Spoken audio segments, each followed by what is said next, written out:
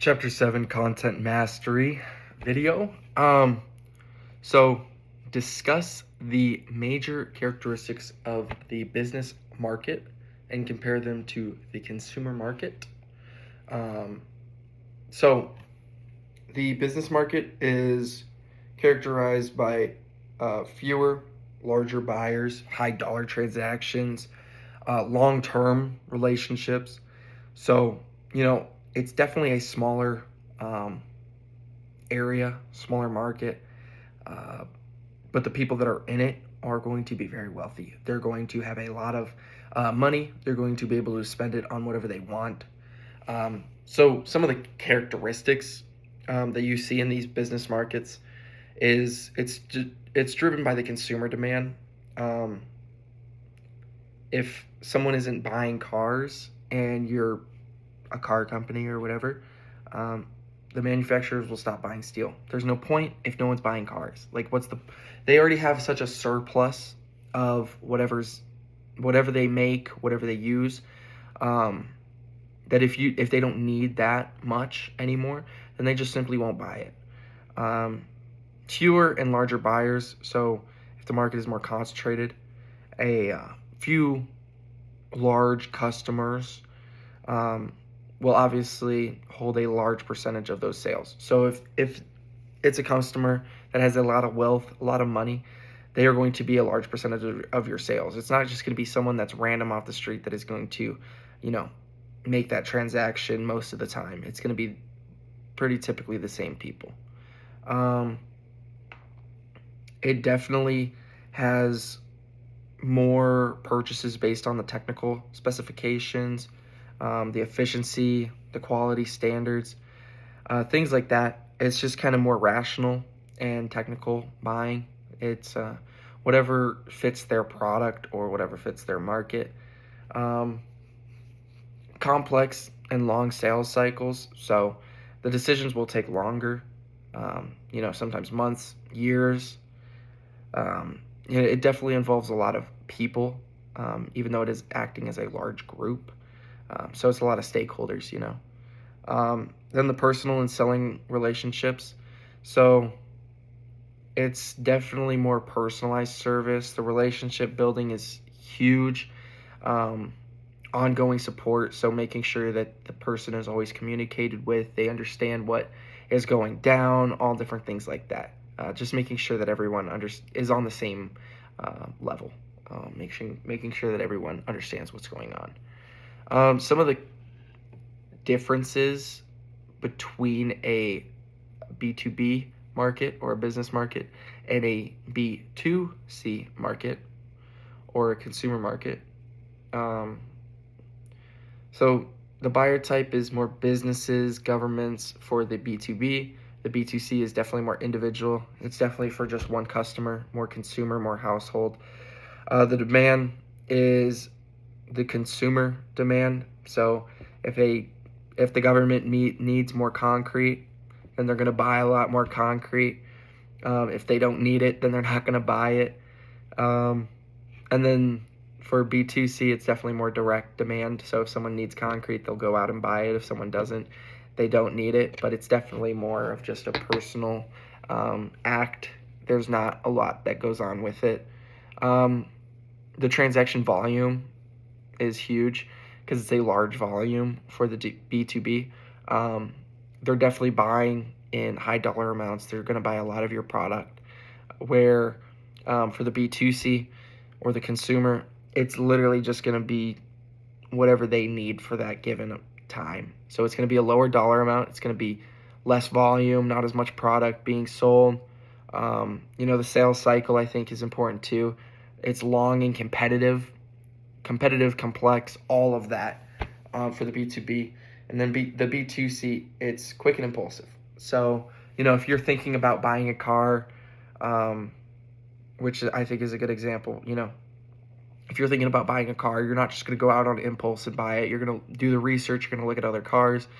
Where if you're buying, Tic Tacs, you're going to go on impulse. You're going to be like, oh, I want to try this flavor, or I want to try this flavor. Like, it's not, the dollar amount doesn't amount so high, so it's definitely easier for you to make that decision.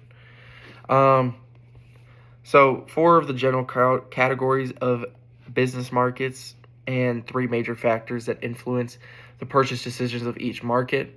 So the 4 categories are the producers, the resellers, the governments, and the institutions. So those are the 4 important things. So those are just kind of like, the individuals or the businesses that produce the product.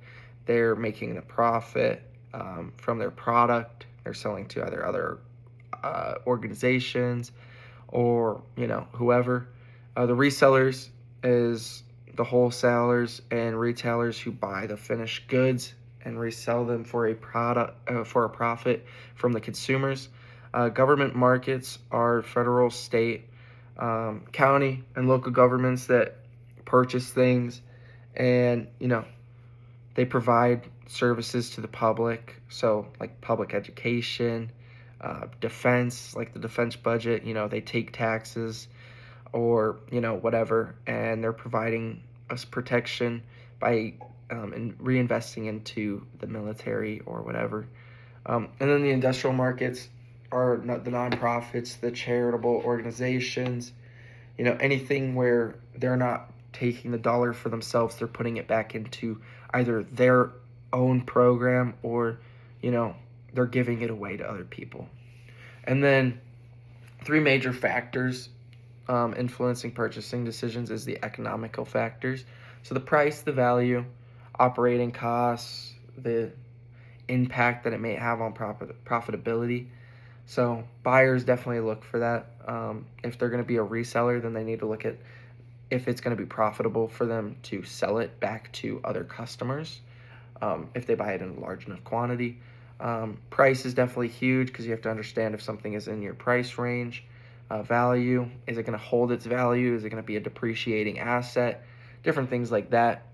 Functional and technical requirements, so the quality, the reliability, service, if it meets their performance specifications, different things of that sort. Just making sure that the product is of good standard, making sure that it's always going to be there and not just break down after a year. Like, you don't want to buy a car that's just unreliable, because who wants to do that? It's gonna have to be serviced. It's gonna have to do all this other extra work, and it's just a hassle. People don't want to deal with that.